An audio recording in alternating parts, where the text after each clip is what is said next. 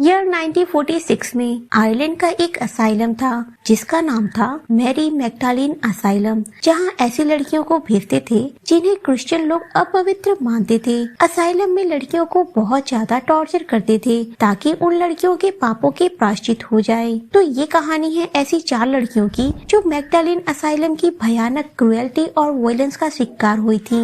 तो ये कहानी बहुत ज्यादा इंटरेस्टिंग होने वाली है, इसलिए आगे बढ़ने से पहले ही इस वीडियो को लाइक कर दें। मार्गरेट नाम की एक लड़की जो अपने रिलेटिव्स के साथ एक शादी में एंजॉय कर रही थी। मार्गरेट का कजिन उसे जबरदस्ती ऐसे रूम में ले गया जहाँ दूर दूर तक कोई नहीं था। पहले तो वो उसे जबरदस्ती किस करने की कोशिश करता है, लेकिन जब मार्गरेट उसका विरोध करती है तो वो उसके साथ फिजिकल असॉल्ट भी करता है। मार्गरेट रोती हुई वापस आई और ये बात अपनी बहन को बताई। उसकी बहन अपने फादर के पास गई। उसके बाद मार्गरेट के फादर एक प्रीस्ट के पास जाकर कुछ डिस्कस करने लगे। ये देख के वो समझ गई थी अब उसके साथ कुछ और भी ज्यादा बुरा होगा, क्योंकि उस जमाने में औरतों को ही दोषी माना जाता था, जबकि मार्गरेट का कजिन आराम से शादी एंजॉय कर रहा था। अगली सुबह मार्गरेट के पिता उसे बिना कुछ बताए जबरदस्ती अपने साथ ले गए। ये सब मार्गरेट का भाई देख रहा था, लेकिन उसे भी कुछ नहीं बताया गया और न ही मार्गरेट जानती थी कि वो कहाँ जा रही है। मार्गरेट के डैड उसके साथ इतना रूड बिहेव कर रहे थे जैसे कि उसने कोई घटिया क्राइम किया हो। मार्गरेट को मैग्डालिन असाइलम भेज दिया गया। फिर हम देखते हैं बर्नाडेट को, जो बहुत ही ज्यादा खूबसूरत थी। वो एक अनाथ आश्रम में रहती थी। एक दिन कुछ लड़के उसे देख के फ्लर्ट कर रहे थे।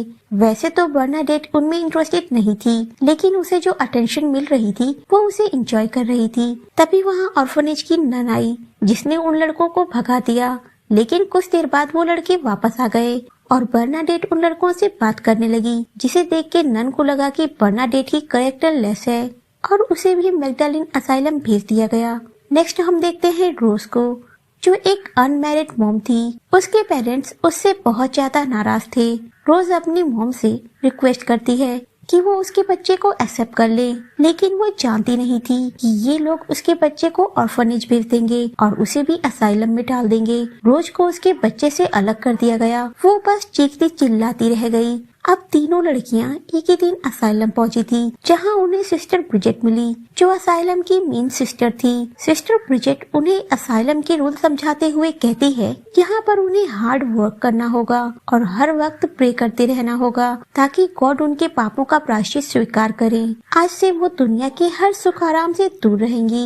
यहाँ पर भी उन्हें हर तरह के प्लेजर से दूर रहना होगा। इस तरह से वो अपने पाप धो पाएंगी और उनकी आत्मा फिर से पवित्र हो जाएगी। तभी मार्गरेट उनको बीच में रोकते हुए कहती है कि वो वापस घर जाना चाहती है, लेकिन सिस्टर ब्रिजेट कहती है कि आज के बाद वो अपना मुंह बंद रखेगी, क्योंकि वहाँ से बाहर निकलने का कोई चांस नहीं है। उन तीनों को लॉन्ड्री का काम दिया जाता है। दिन रात मजदूरी कराई जाती थी। उनकी मेहनत के पैसों से वहाँ की सिस्टर ऐश करती थी, जबकि लड़कियों के साथ कैदियों जैसा व्यवहार किया जाता है। रात को सारी लड़कियाँ वहीं पर चेंज करती हैं और प्रेयर करके सो जाती हैं। कुछ रात जाने के बाद रोज की तबीयत खराब हो गई थी, क्योंकि उसके न्यू बॉर्न बेबी को उससे अलग कर दिया गया था, इसलिए उसे ब्रेस्ट फीडिंग पेन हो रही थी। फिर भी रोज इस बात को छुपा लेती है, क्योंकि सिस्टर को पता चला तो वो इस बात के लिए भी उसे पनिशमेंट देंगी। अगली सुबह लड़कियों को जल्दी उठाया गया, क्योंकि वहाँ से यूना नाम की एक लड़की गायब हो गई थी। सिस्टर आकर सब लड़कियों से यूना के बारे में पूछती हैं, लेकिन कोई भी उसके बारे में कुछ नहीं जानता था। उसके बाद सारी लड़कियां ब्रेकफास्ट करने के लिए चली गयीं, जहां बर्नाडेट देखती है कि लड़कियों को रूखा सूखा खाना दिया गया है और वहीं दूसरी तरफ सारी नन लजीज पकवान खा रही हैं। ब्रेकफास्ट के बाद उन्हें फिर से कपड़े धोने भेज दिया गया। वहाँ पर केटी नाम की एक बूढ़ी औरत थी जो इन लड़कियों पर नजर रख रही थी। वहाँ पर लड़कियों को आपस में बात करने की भी इजाजत नहीं थी। क्रिस्पीना नाम की एक लड़की बर्नाडेट से बातें करने की कोशिश कर रही थी। उन्होंने बहुत ज्यादा गंदे कपड़े दिए थे जिसे क्रिस्पीना साफ नहीं कर पा रही थी। सिस्टर उन्हें डांट लगाकर जबरदस्ती सारे कपड़े धुलवाती हैं। सिस्टर केटी लड़कियों से बताती है कि यूना के भागने की वजह से अब एक नन को पनिश किया जाएगा, क्योंकि वो नन ड्यूटी के टाइम सो गई थी, जिस वजह से यूना भाग निकली। अब उस नन को अफ्रीका में मजदूरी के लिए भेज दिया जाएगा। ये सुनने के बाद उसी रात को मार्गरेट भी भागने की तैयारी में थी, लेकिन तभी उसे यूना के चिल्लाने की की आवाज आई। यूना के डैड उसे मारते पीटते हुए वापस असाइलम लाकर छोड़ गए और यूना से कहा कि आज से उन लोगों का यूना से कोई रिश्ता नहीं है और यूना अब अपनी सारी जिंदगी यहीं पर बिताएगी। ये देख के मार्गरेट ने अपना प्लान बदल दिया।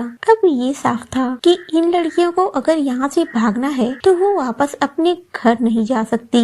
क्रिस्पीना मानसिक रूप से थोड़ी सी कमजोर थी। वो एक अनमैरिड मॉम थी, बिल्कुल रोज की तरह। एक दिन क्रिस्पीना की बहन उससे मिलने आई, जिसे अंदर आने की परमिशन नहीं थी, इसलिए वो क्रिस्पीना के बेटे को लेकर बाहर ही खड़ी थी। वो क्रिस्पीना को एक लॉकेट दिखा रही थी, जैसा कि सेम क्रिस्पीना के पास भी था। वो सेंट क्रिस्टोफर के नाम का लॉकेट था। ये लॉकेट ही था जो उन्हें एक दूसरे के पास होने का एहसास दिलाता। क्रिस्पीना हर वक्त उस लॉकेट को ही देखकर प्रे करती रहती। क्रिस्पीना का बेटा अब 2 साल का हो चुका था, लेकिन अभी तक वो असाइलम में ही थी। वो अपने बच्चे का नाम तक नहीं जानती थी। बस कभी कभी उसकी बहन उसके बेटे को लेकर आती थी, जिसे क्रिस्पीना दूर से ही देख के खुश हो जाती थी। रोज क्रिस्पीना के सिचुएशन से रिलेट कर पा रही थी। साथ में उसे इस बात का भी डर था कि अब वो भी हमेशा के लिए यहीं रह जाएगी। लॉन्ड्री में कपड़े लाने और ले जाने का काम ब्रेंटन नाम का एक लड़का करता था। जब उसने बर्नाडेट को देखा तो उसे वो छेड़ने लगा, क्योंकि बर्नाडेट बहुत ही ज्यादा खूबसूरत थी। पहले तो बर्नाडेट ने इग्नोर किया, लेकिन अगली बार जब ब्रेंडन ने उसे रोकने की कोशिश की, क्रिस्पीना और रोज को बात करता हुआ देख के उन्हें एक सिस्टर डांट लगाती है, जिसे देख के बर्नाडेट गुस्से में आई और सिस्टर ब्रिजेट से मिलने की डिमांड करने लगी। उसके बाद वो सिस्टर क्रिस्पीना और बर्नाडेट को घसीटते हुए सिस्टर ब्रिजेट के पास ले गई, जो इस वक्त यूना के बालों को सेव कर रही थी। बर्नाडेट यहाँ ब्रेंडन की शिकायत करने आई थी, लेकिन उल्टा उन्हीं को पनिशमेंट दी जाती है। उन्हें अपनी बात बोलने का मौका भी नहीं मिला। सिस्टर ब्रिजेट कहती है कि उन्हें अपने गुस्से पर कंट्रोल करने आना चाहिए। ये पनिशमेंट इसलिए थी ताकि वो दोबारा कभी शिकायत लेकर ना आए। उन दोनों के जाने के बाद यूना को लगा उसका पनिशमेंट भी खत्म हो गया। वो अपने गिरे हुए बालों को समेटने लगी, लेकिन सिस्टर ब्रिजेट उसे अभी भी रोक कर रखती है। न जाने बेचारी के साथ अब क्या होगा। रात को बर्नाडेट रोज से बात करती है कि वो लोग गुलाम नहीं है, वो एक अच्छी लाइफ डिजर्व करते हैं। बर्नाडेट गुस्से में थी। अब वो किसी भी कीमत पर यहाँ से भागना चाहती थी, इसलिए वो ब्रेंडन को कहती है कि वो जो कहेगा वो करेगी। बदले में वो रात को यहाँ से भागने में उसकी हेल्प करे। वो बर्नाडेट की बात मानने को तैयार नहीं था, जिसके बाद बर्नाडेट ने ब्रेंडन को किस किया ताकि वो उसकी बात मान ले। बर्नाडेट उसे फुसलाने के लिए कहती है कि वो दोनों यहाँ से भाग के शादी कर लेंगे, जिसके लिए ब्रेंडन भी तैयार था, लेकिन उससे पहले ही वो चाहता था कि वो उसे खुश करे। वो दोनों कुछ करते उससे पहले ही उन्हें कैटी नाम की एक औरत ने देख लिया। बर्नाडेट उसे पकड़कर कहती है कि वो सिस्टर ब्रिजेट को कुछ भी नहीं बताएगी, और अगर उसने ऐसा कुछ भी किया तो उसके लिए अच्छा नहीं होगा। कैटी बर्नाडेट की बड़ी बड़ी गुस्से भरी आंखों को देख के डर गई, इसलिए वो किसी को कुछ भी नहीं बताती। एक रात को ब्रेंडन और बर्नाडेट भागने का प्लान बनाते हैं। वो असाइलम के पीछे वाले गेट की चाबी छुपा कर लाया था, जो अक्सर उसके डैड के पास हुआ करती थी। ब्रेंडन की आने की आहट सुनकर बर्नाडेट भागते हुए पीछे के दरवाजे तक आई, लेकिन वो दरवाजा उसके रूम से बहुत दूर था। उसे आने में इतना वक्त लग गया कि ब्रेंडन डर गया। उसने ऐन वक्त पर दरवाजा फिर से लॉक कर दिया। बर्नाडेट जब वहाँ पहुँची तो ब्रेंडन ने उसे बताया कि एक बार उसके बड़े भाई ने नंस की एक एप्पल चोरी कर ली थी, जिसके बाद उसे 6 साल की सजा सुनाई गई। 6 साल तक वो जेल में बंद रहा। अगर इस बार नंस को पता चला कि उसने एक लड़की को गायब कर दिया है तो उसे तो फांसी दे दी जाएगी। ब्रेंडन डर गया और वहाँ से भाग निकला। बर्नाडेट जोर जोर से चिल्ला चिल्ला कर कह रही थी कि वो दरवाजा खोल दे। उसकी आवाज सुनकर असाइलम की नंस वहाँ पर आ गयी और बर्नाडेट पकड़ी गई। इस बार वो लोग पनिशमेंट के तौर पर बर्नाडेट की हेयर शेव कर देते हैं। वो उनको रोकने की बहुत कोशिश कर रही थी, लेकिन वो सिस्टर इतनी क्रूअल थी कि बर्नाडेट की स्किन कट हो जाने के बाद भी नहीं रुकी। जब बर्नाडेट ने अपने आप को मिरर में देखा तो उसे फील हुआ कि वो अब कभी भी यहाँ से निकलकर भाग नहीं पाएगी। उसकी आखिरी होप भी खत्म हो गई थी। अब फिर से हमेशा की तरह लड़कियों से बंधुआ मजदूरी कराई जा रही थी। इसी तरह कई साल बीत गए। ये लड़कियां किसी तरह वहाँ पर अपनी जिंदगी काट रही थी। नंस इन लड़कियों की मेहनत की कमाई एक लॉकर में रखती थी। उन पैसों की वजह से वो ऐश आराम की लाइफ बिता रही थी। एक दिन असाइलम को डोनेशन में 3 वॉशिंग मशीन्स मिले, जिसके बाद उन लड़कियों का काम थोड़ा सा कम हो गया। वहाँ नन्स इतनी चीप थी कि उन लड़कियों की बॉडी को भी चेक करती थी और उनके ओवरवेट या अंडरवेट होने की वजह से उनके साथ बॉडी शेमिंग की जाती थी। एक दिन एक नन ने क्रिस्पीना को बहुत ज्यादा इंसल्ट किया, जो कि क्रिस्टीना को बिल्कुल भी बर्दाश्त नहीं हुआ। वो उस रात को खुद को पनिशमेंट देना चाहती थी, इसलिए उसने अपने नाइट सूट को भिगा लिया और भीगा हुआ सूट ही पहनकर सो गई। अगली सुबह तक उसे कोल्ड और फ्लू हो चुका था। क्रिस्पीना अब जीना नहीं चाहती थी। वो मार्गरेट से कहती है कि वो अब इसी तरह मरना चाहती है। नन जब क्रिस्पीना की हालत देखती हैं, तो मार्गरेट को कहती हैं कि वो उसका ख्याल रखे जब तक कि वो ठीक नहीं होती।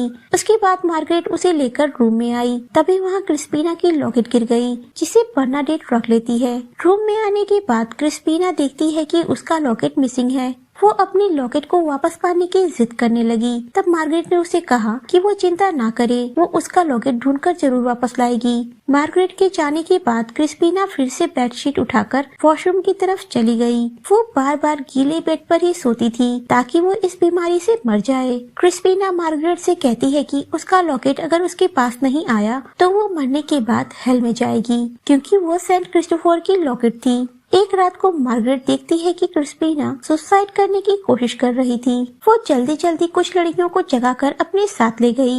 उन लड़कियों ने बड़ी मुश्किल से क्रिस्पीना की जान बचाई, जिसके बाद मार्गरेट क्रिस्पीना को दिलासा देती है कि एक दिन वो यहाँ से जरूर निकलेगी और अपने बेटे से मिलेगी। उसे ऐसे अपनी जिंदगी से हार नहीं मानना चाहिए, जिसे देख के बर्नाडेट कहती है कि उसे झूठी उम्मीद देने की जरूरत नहीं है, वो लोग यहाँ से कभी नहीं निकलेंगे। बर्नाडेट के मन में एकदम से कड़वाहट भर गई थी। क्रिस्पीना की हालत देखकर बर्नाडेट सोचती है कि वो उसकी लॉकेट वापस कर देगी। वो उस रात उसे देने भी गई थी, लेकिन जब वो देखती है कि क्रिस्पीना स्माइल कर रही है, तो बर्नाडेट उसे दिया हुआ लॉकेट वापस ले लेती है। एक दिन जब लड़कियां बाहर काम करने के लिए जा रही थी, तो मार्गरेट देखती है कि क्रिस्पीना और प्रिस्ट कुछ गलत काम कर रहे थे। उसके बाद सिस्टर ब्रिजेट सब लड़कियों को बताती है कि यूना अब नन बनना चाहती है, जिसके बाद नन बनाने का एक प्रोग्राम होता है। उस टाइम मार्गरेट की नजर उस प्रिस्ट के ऊपर ही थी। उसे क्रिस्पीना के लिए बुरा लग रहा था, क्योंकि वो मानसिक रूप से कमजोर है और प्रिस्ट ने ही उसे बहकाया होगा। वो क्रिस्पीना से कहती है कि प्रिस्ट मैन ऑफ गॉड नहीं है, उसे प्रिस्ट की हर बात मानने की जरूरत नहीं है। लेकिन क्रिस्पीना कहाँ समझने वाली थी, इसलिए मार्गरेट प्रिस्ट को मजा चखाने के लिए असाइलम के पीछे जाती है, जहाँ खुजली वाले प्लांट्स थे। वहाँ जाने के बाद उसे एक गेट दिखा जो बाहर की तरफ खुलता था, यानी कि वो असाइलम से भागने का रास्ता था। मार्गरेट बाहर भी निकली और लिफ्ट के लिए एक कार को भी रोका, लेकिन कुछ देर बाद उसने अपना फैसला बदल लिया, क्योंकि भागकर वो जाएगी भी कहाँ। उसकी फैमिली उसे यूना की तरह वापस यहाँ भेज देगी। जिसके बाद मार्गरेट वापस अंदर गई और पीछे वाले दरवाजे के बारे में कभी भी किसी को कुछ नहीं बताया। डिनर के वक्त क्रिस्पीना मार्गरेट से कहती है कि उसे अभी तक उसका लॉकेट नहीं मिला। मार्गरेट उसी वक्त रूम में गई। वो सबके बेड और सामानों की तलाशी लेने लगी। उसे बर्नाडेट के पास से वो लॉकेट मिल गई, जिसके बाद बर्नाडेट और मार्गरेट के बीच में फाइट होने लगी। वहीं दूसरी तरफ क्रिस्पीना इस बात से ही खुश थी कि उसे लॉकेट वापस मिल गई। कुछ दिनों बाद असाइलम में कोई प्रोग्राम था, जिसमें कुछ आर्मी के लोग भी आए थे। ये एक लौता दिन था जब वहाँ की लड़कियां बाहर निकली थीं और बाहर के लोगों को देख रही थी। मार्गरेट ने एक दिन पहले ही प्रिस्ट के कपड़े धोते वक्त उसमें खुजली वाले पौधे डाल दिए थे, जिसकी वजह से स्पीच देते वक्त ही प्रिस्ट की बॉडी में खुजली शुरू हो गई। वो सबके सामने ही अपने कपड़े उतारते गया। कुछ लोग हंस रहे थे तो कुछ हैरान थे। प्रिस्ट बिना किसी बात की परवाह किए वहाँ से भाग गया। उसके जाने के बाद क्रिस्पीना को भी खुजली होने लगी, जिसे देख के सब समझ गए थे कि प्रिस्ट और क्रिस्टीना कितनी ज्यादा करीब है। क्रिस्पीना सबके सामने चिल्ला चिल्ला के कहने लगी कि प्रिस्ट पापी है, वो मैन ऑफ गॉड नहीं है। मार्गरेट को क्रिस्पीना के लिए बहुत बुरा लग रहा था, क्योंकि वो जानती थी कि अब उसे भी पनिशमेंट दी जाएगी। वो लोग उसी रात को क्रिस्पीना को पागलखाने भेज देते हैं ताकि वो प्रिस्ट के बारे में किसी को कुछ न बताए। मार्गरेट एक बार को सोचती है कि वो क्रिस्पीना को बचाने के लिए सबको बता देगी इसमें प्रिस्ट की गलती है, लेकिन उसे पता था कि ये लोग सही गलत बिना देखे उसे भी पनिशमेंट देंगे, इसलिए वो चुपचाप सब कुछ देखती रही। मार्गरेट यहाँ पिछले 4 सालों से थी। एक दिन उसका भाई उसे लेने आया। अब वो बड़ा हो गया था। नन उसे रोकने की कोशिश करती हैं, लेकिन वो किसी की सुने बिना मार्गरेट तक पहुंच गया। मार्गरेट अपना सामान पैक करके वहां से जाने लगी। तभी उसे रास्ते में सिस्टर ब्रिजेट दिखी, जो शायद मार्गरेट को बाहर जाने से रोक लेती। इसलिए मार्गरेट उनके सामने घुटनों के बल बैठ गई और उनसे रिक्वेस्ट करने लगी कि वो उसे यहाँ से जाने दे, जिसके बाद ब्रिजेट चुपचाप वहाँ से चली गई।